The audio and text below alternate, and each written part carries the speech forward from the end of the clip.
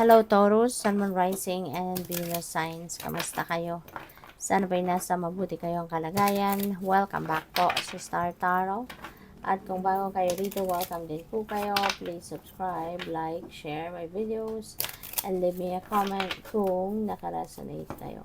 Thank you. So, yung first card ni Taurus, we have the Eight of Pentacles. Si Eight of Pentacles, this is, mastering your craft. Kaya po pwede nang iba sa inyo dito. Siguro perfectionist kayo. Hindi pa kayo komportable or you're not satisfied sa kung ano man ang klase o resulta ng inyong pagtatrabaho. Maaring hindi pa kayo satisfied sa ganyan. Kaya po pwedeng siguro mas gagalingan nyo pa. Maaring ang iba sa inyo is going to maybe ang iba sa inyo mag-aaral, diba? Magta-trainings, mag-attend ng mga workshops para na mas maging bihasa kayo sa linya sa expertise na meron kayo sa ngayon. Okay? So, po pwedeng ganoon.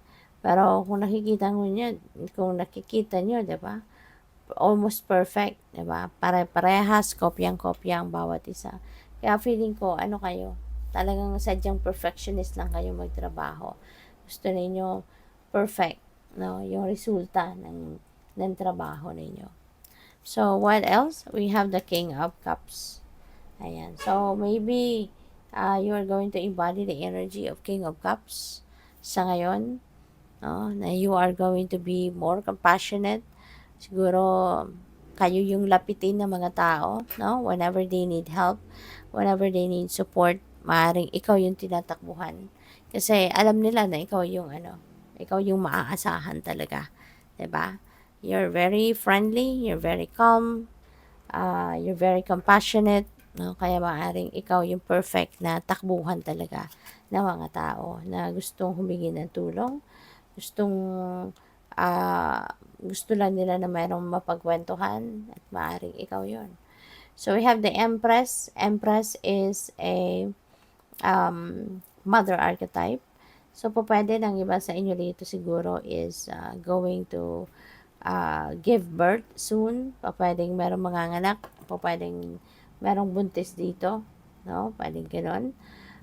Si Empress din is a prosperous and abundant energy. Okay? Kaya po pwede rin na merong kasaganaan sa pera na dadating sa buhay ninyo. Merong magkakaroon dito ng kaluwagan sa inyong kaperahang aspeto. Kaya good luck sa'yo. This is also creation energy, kaya po pwede magsisimula kayo ng bagong trabaho, merong bagong pagkakakitaan, merong bagong income stream na maaaring dadating dito. Kaya mas magiging mas magiging maluwag pagdating sa pera, mas magiging prosperous and abundant, So, good luck. By the way, maraming salamat for subscribing, and if you haven't subscribed yet, subscribe na kayo. At saka, please, join the membership, Kung gusto po ninyo na mag-join, i-click nyo lang po yung join button sa baba ng video. At sa mga hindi rin nag-skip ng ads, maraming salamat din po sa inyo. So, we have crossing bridges.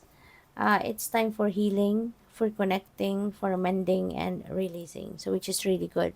Kasi, meron na ditong pagpapatawad. Kung meron man kayong nakaalitan, meron nakadiskusyon, maaaring merong hindi kayo pagkakaintindihan with another person. Now, is the time, na parang tatapusin mo na yan. Okay? Tatapusin mo na yan, you're going to release whatever sama ng loob, galit, mga ganyan, at pipiliin mo yung pagpapatawad. Pipiliin mo yung makipag-reconcile kang muli sa taong ito. And pwedeng kayo yung mag-i-initiate nito. Diba? Maaring kayo yung magpapakumbaba at kayo yung lalapit sa taong ito para magkaayos kayo. So, we also have uncovering treasure. Beneath the surface lies great bounty. So, pwedeng, pwedeng literal, na kayamanan ito. Pwedeng literal na wealth ito na pwedeng dadating sa inyo. 'Di ba? Pwedeng ganun 'yun. Kaya good luck sa iyo. Possible din, no? Possible din na this is opportunities, 'di ba? Maaaring meron ditong opportunity na dadating. It could be a lucrative opportunity, a lucrative offer na pupuwedeng i-aano sa inyo, i-o-offer sa inyo, i-aalay sa inyo kumbaga. So, we have the grace and gratitude. Through gratitude, joy expands. That's very true, 'di ba? Kasi kapag kayo nagpapasalamat, nagiging mas masaya kayo, 'di ba? Kasi 'pag naa-appreciate ninyo, nakikita ninyo, na-appreciate ninyo yung mga blessings na binigay sa iyo ng Divine Universe. So, for sure, 'di ba, when you are appreciating it, magpapasalamat ka. At kapag nagpasalamat ka, makakaasa ka na mas marami ding blessings pa ang ibibigay sa iyo, 'di ba? At kapag tayo marunong mag-appreciate din ng mga biyaya ng universe, so makakaasa ka din, no, na magiging maganda, 'di ba? Ang ano nito, resulta nito sa buhay natin. So, tingnan natin kung ano pa. So, we have traveling lightly, simplify your life. Okay? Maaari na meron kayong mga bit-bit, no, sa sarili ninyo na mga resentments, meron mga anything, no, na nararamdaman ninyong hindi naman makakatulong sa'yo, hindi naman nakakagaan ng inyong pakiramdam. So, it's about time na para ilagay nyo na yan dito sa basurahan. Whatever it is that doesn't serve your best interest, whatever it is that doesn't serve your highest good, it's about time na for you to to release them, no, from your life. Ibaba mo na, ilagay mo na dito sa basurahan and move forward in your life. Okay? Kasi hindi mo kailangan, no, yung mga problema, yung mga